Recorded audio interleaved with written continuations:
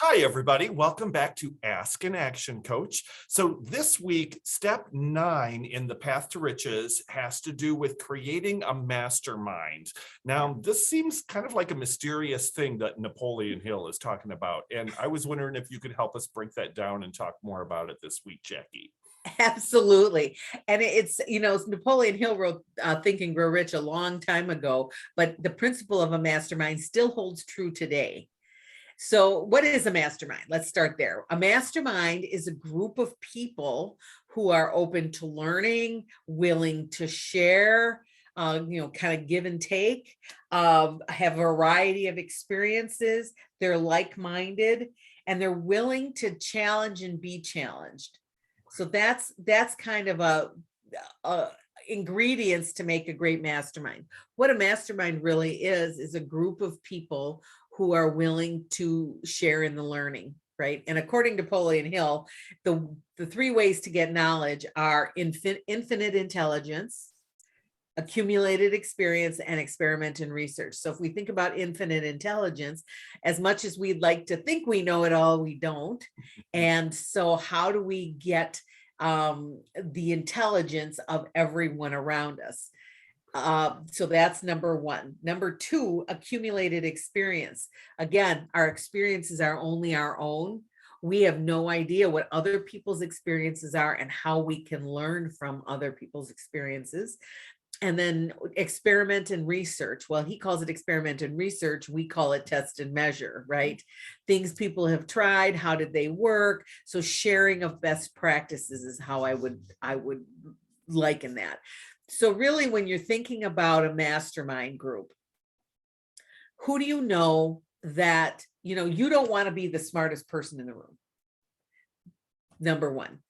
And you want to surround yourself with people that you admire, who have the same, go-getters, people who are pushing the limits and things like that. They might be new at what they're doing and they might be experienced at what they're doing, but they definitely have lots of knowledge for you to gain. So that would be number 1.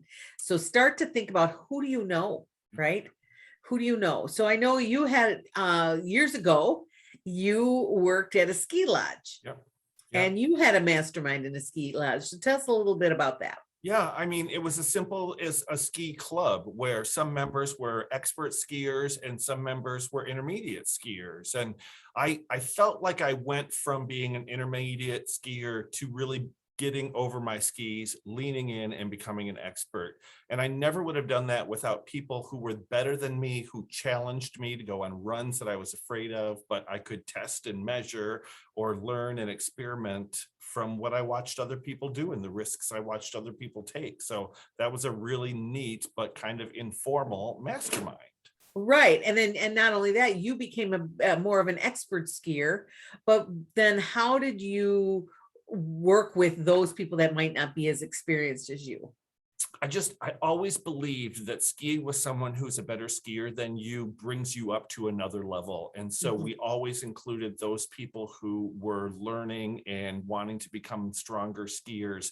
I showed them then exactly the routes that I would take through the powder or through the trees and let them follow behind in my tracks. And so in that way, I was being the person who pushed someone else and shared my experience.